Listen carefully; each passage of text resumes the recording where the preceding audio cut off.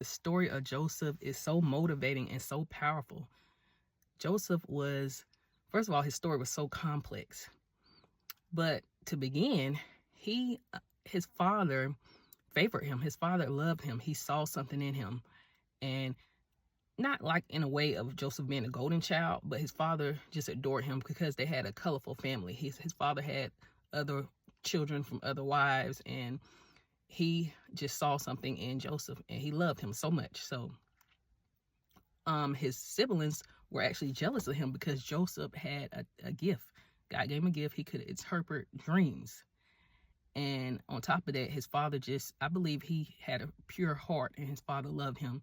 And the other siblings were jealous. They had different parents and different moms and stuff like that.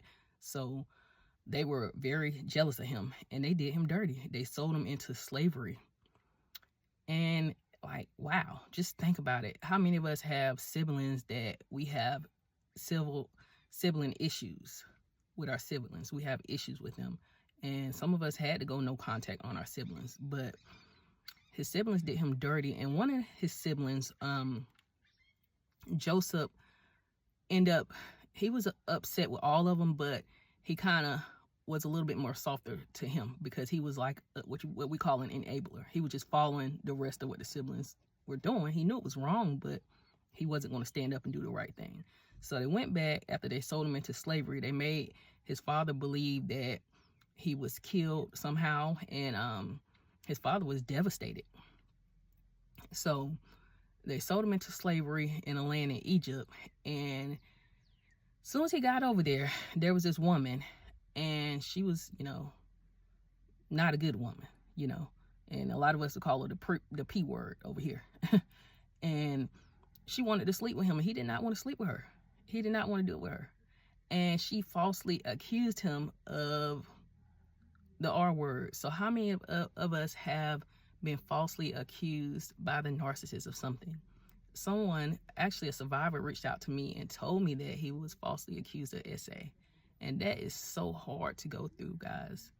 I shared with this survivor that a family member of mine by the narcissist, a family member of mine was falsely accused by the narcissist of, SA, of our kid that I shared with a narcissist, because narcissists love to isolate you from your family. Anybody that's helping you with child care or helping you in the custody litigation, whether it's a spouse or anybody, the narcissist won't smoke with everybody. So they'll go in on everybody and use the same tactics that they use on you.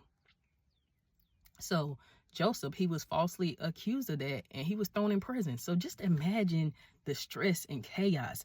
You go from your siblings hating you to, selling you into slavery, and then you turn around and you get falsely accused of SA and get thrown into prison with no evidence, no nothing, just taking that person's word. So just imagine how broken he was. So he was in prison, and I think the warden of the prison favored him, because one thing about children of God, we have pure spirits, and people are going to see that.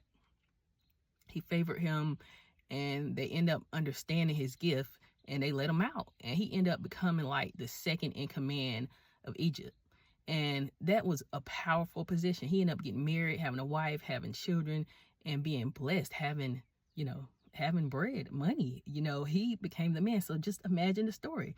You go from what he been through to getting up at the top, being high in power, making a lot of money. So what happened in these times was what they call a famine, and it just basically means it's scarce. Food is scarce, and a lot of other parts of a lot of areas were struggling with food. So Egypt was, and Joseph predicted that because he was able to interpret dreams, and he had dreams and stuff about things like that. So he already knew. So his land, they had food, they had resources. And guess who came to his land for food? Guess who needed food? His siblings. And they didn't even recognize him. He had hid himself. He just couldn't believe. He couldn't believe it. But he also was just imagine how shocked. He was also so shocked to see them. And I'm pretty sure it's just so many emotions that he experienced, just seeing those siblings that did that to him. And he had the power to, do anything. I'm pretty sure he wanted to, to them. But he was a little mean at first, but he changed his heart, and he ended up giving them food and testing them. He ended up putting the food with, I think it was silver or something in their bags, and they returned it back. Their hearts changed. You know what I mean?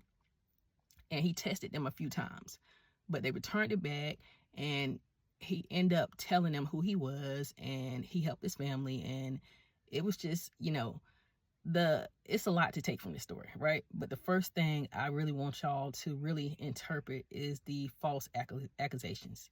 They've been happening since the beginning of time. You're going to be scared. And if you're dealing with a narcissist, they're going to accuse you of a false accusation. Some of them very serious. So that's such an inspiring story, and I recommend that y'all read it. Stay in your Bible. Stay buried in the Word.